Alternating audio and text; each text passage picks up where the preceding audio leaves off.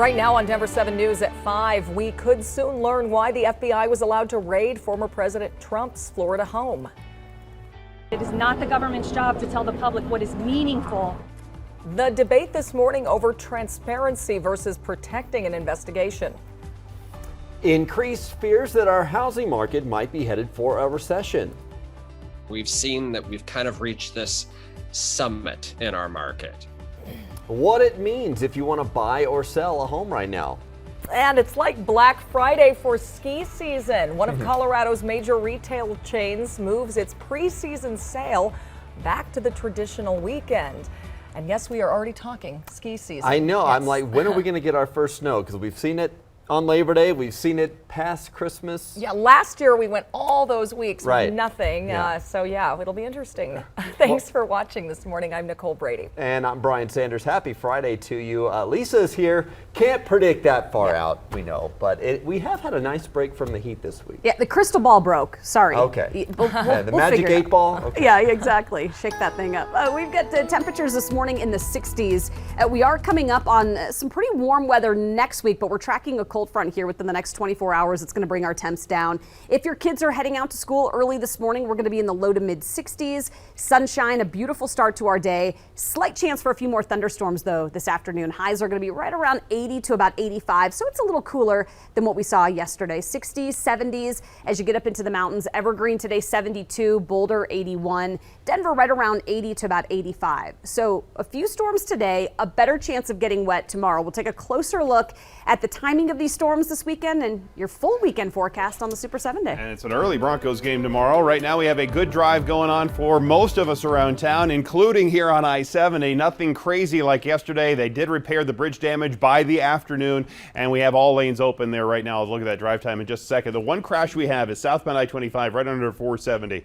And from the camera there, I'm not recommending alternate route because traffic is so light. You can see there's these folks getting through in that right lane, so it's just light enough where you're slowing down to the 30s or so and making through there without any delay right now. The rest of the drive looks just fine, including, again, I-70 looks fantastic. No overnight work out there for us here this morning, and an easy drive on I-70, including to or from the airport. Well, the high cost of housing is a top concern for the majority of Coloradans, and now those costs are causing home sales to tank. They've fallen for 6 straight months. Yeah, different ball game for buyers right now. It has many real estate experts saying the housing market is in a recession. Denver 7's Veronica Acosta joins us live because it could also mean a price correction is on the way.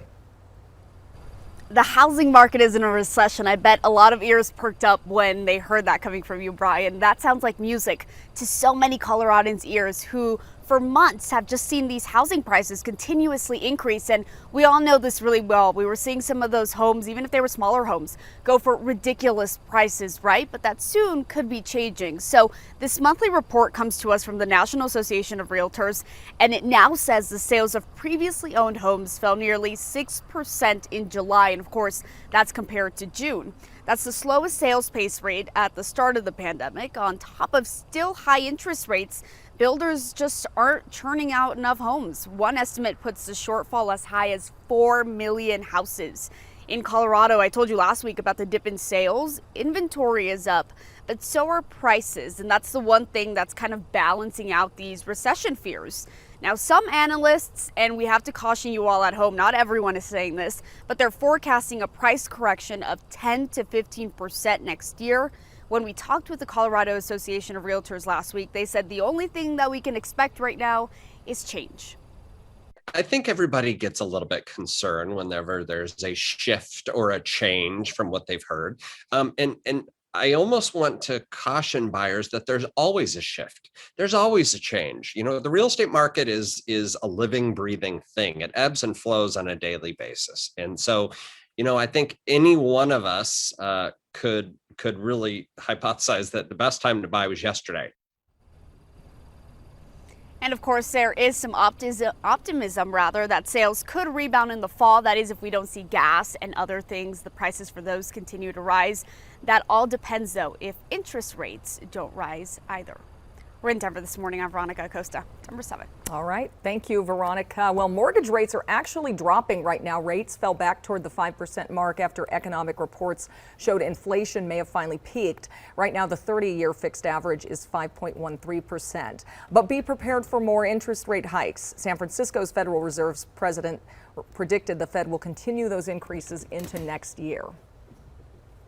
A federal judge in Florida says he is now leaning towards releasing some of the evidence the Justice Department collected to justify its search of former President Trump's Florida home. The judge is giving the DOJ until next Thursday for redactions in the documents seized. Trump has said he wants the affidavit fully unsealed, although the DOJ opposes that. It cites concerns about compromising witnesses and FBI agents. I guarantee you that the CIA, Defense Intelligence Agency, and the NSC are all looking at this and saying it's dangerous for this country to get out. One of the documents the judge unsealed shows the DOJ was worried about destruction of evidence. Trump and his allies, though, say the FBI couldn't have found classified information at Mar-a-Lago because he had a standing order to declassify anything he took from the Oval Office. At least 18 top former members of his administration dispute that, though. One of the teens accused of intentionally starting a deadly house fire will go to trial. Kevin Bowie has pleaded not guilty to 60 counts, including first-degree murder, arson, and burglary. He was 16 years old when prosecutors say he intentionally set fire to a Green Valley Ranch home 2 years ago. That fire killed 5 members of the Gio family. Bowie, who is now 18, will be tried as an adult. 2 other teens are also charged in the case. Gavin Seymour faces the same charges as Bowie. He's scheduled to appear in court today. A third unidentified teen also faces dozens of charges and will be tried as a juvenile. This morning, CU Boulder police are still looking for a man who sexually assaulted a student in her dorm. We brought you this as breaking news yesterday, and they still have not found this person.